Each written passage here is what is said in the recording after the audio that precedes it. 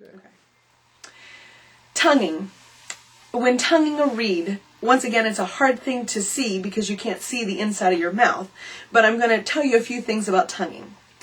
The tip of your tongue should hit the tip of the reed.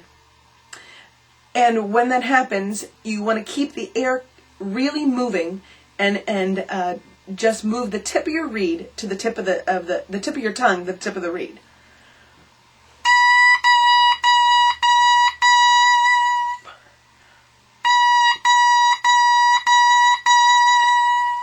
If you get too far back in your tongue, you'll hear a real thugging sound, or you will not be able to tongue quickly because the tongue can't move as fast. I'll try to do that, but I'm not quite sure I can get a thuggy sound. You can also see how it makes the reed jump around, and you don't want that to happen. Tip of the tongue to the tip of the reed.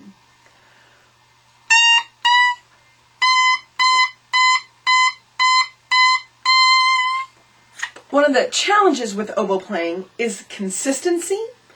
You have to have, and when you're first starting, you want to continue to try over and over to get the same sound, the same quality, without cracking the sound and without tonguing too hard. So a great exercise is just to finger certain notes and tongue them for 4 times in a row. Try a different note and things like that, and get that consistency in air, the consistency in your tongue, and try to get a good sound.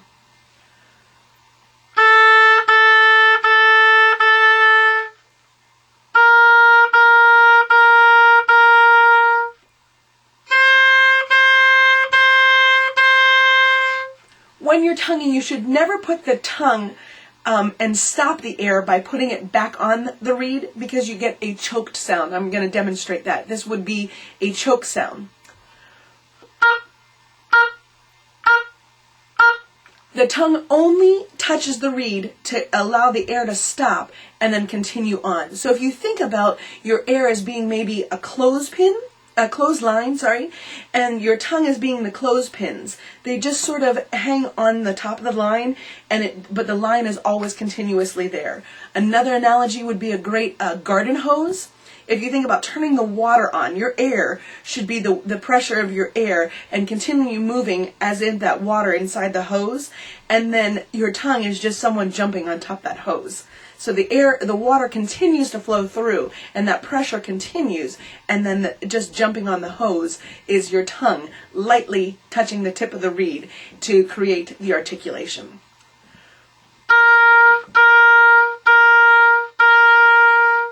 Another way you can try to see if you're doing that is by just saying it without your oboe.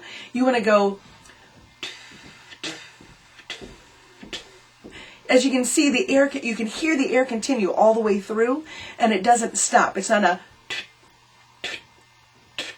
you will get a choppy sound, and you don't want that. That consistency is what you're looking for again. So continuous sound and a continuous airstream.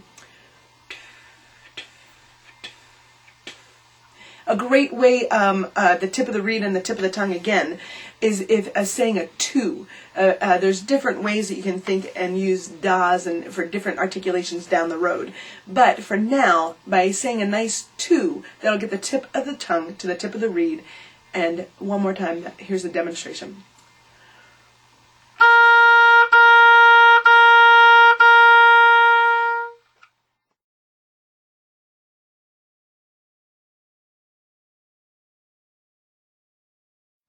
When placing the reed on your tongue, you want to make sure the tip of your tongue is on the tip of the reed. Sort of right there.